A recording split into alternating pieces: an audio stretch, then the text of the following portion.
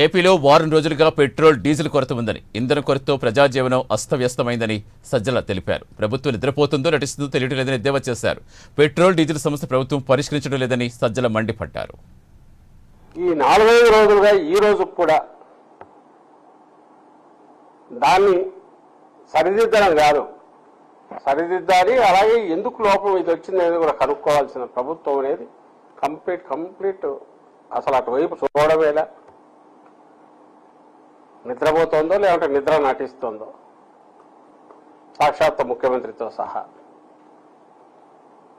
ఆయన మాట్లాడకపోయినా మాట్లాడాలనడానికి, లీకులు ఇవ్వడానికి, లీకులు వేయడానికి మీడియా హౌసెస్ ఉన్నాయి కాబట్టి అది ఎలాగో దాని దారిన జరుగుతుంటుంది లేనుకుండా.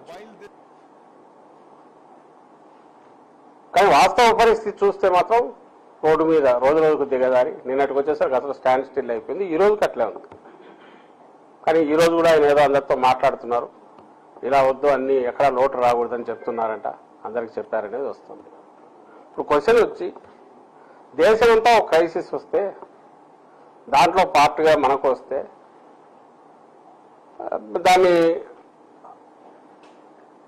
ఏమంటారో అబ్జర్వ్ చేయడంలోనో, పట్టుకోవడంలోనో, గమనించడంలోనో కొంచెం అడ్మినిస్ట్రేటివ్ ఫెయిల్యూర్ ఏదన్నా ఉంది అనుకోవడానికి కూడా దీంట్లో అవకాశం లేదు. ఈ పరిస్థితి ఇంకెక్కడా లేదు. ఒక్క ఆంధ్రప్రదేశ్లో మాత్రమే ఉంది. ఏదైతే 2047, 3000 సంవత్సరం వరకు విజన్ పెట్టుకున్న ఆంధ్రప్రదేశ్ పెట్టుకున్నామని చెప్పుకుంటున్నా ఇక్కడ ఈ ఆంధ్రప్రదేశ్లో మాత్రమే ఈ పరిస్థితి ఉంది. మొత్తం ఎంటైర్ క్యాపిటల్ ఢిల్లీలో కూడా నిన్ననే ఆయన పోయి ఏదో business reformer of the year ఏదో అవార్డు కూడా తెచ్చుకున్నట్టున్నారు ఓ పత్రిక నుంచి. సో అక్కడ కూడా దేశాన్ని గురించి ఆయన విజన్ చెప్పినాడు చంద్రబాబు నాయుడు గారు. సరే, ఢిల్లీలో చక్రం తిప్పడం అంటే ఆయన ఎప్పుడు ఇటో అటో తిప్పుతూనే ఉంటాడు. ఇప్పుడుగా ఓపెన్గానే తిప్పుతున్నారు. సెంట్రల్లో కూడా మన ముఖ్యమంత్రి చంద్రబాబు నాయుడు గారు. ఇక్కడ ఉండేది కూటమి ప్రభుత్వం.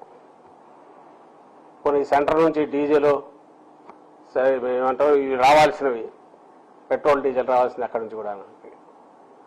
మరి మన పక్క రాష్ట్రాలైన కర్ణాటకలోనో తమిళనాడులోనో లేని పరిస్థితి, మనకు పక్క రాష్ట్రాలు కర్ణాటక, తమిళనాడు, తెలంగాణలో లేని పరిస్థితి, లేదా ఆ పక్కన మహారాష్ట్రలో లేని పరిస్థితి, లేదా కేరళలో లేని పరిస్థితి ఇక్కడే ఎందుకుంది? పోనీ ఇప్పుడు నేను చెప్పిన స్టేట్స్లో కర్ణాటకలో ఉండేది కాంగ్రెస్, తెలంగాణలో ఉండేది కాంగ్రెస్.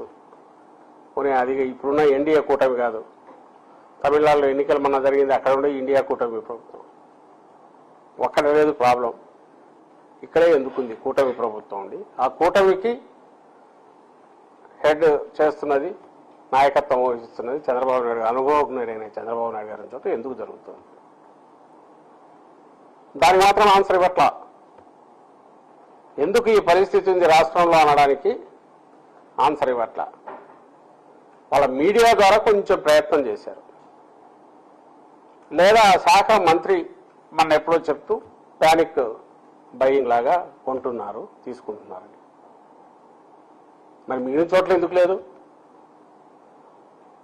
మీరు ఏది చెప్పినా కొన్ని ఇండస్ట్రియల్ బయింగ్ ఏదైనా ఉంది ఎక్కువ, బల్క్ బయింగ్ ఎక్కువ ఉంది, అగ్రికల్చర్ బయింగ్ ఎక్కువ ఉంది.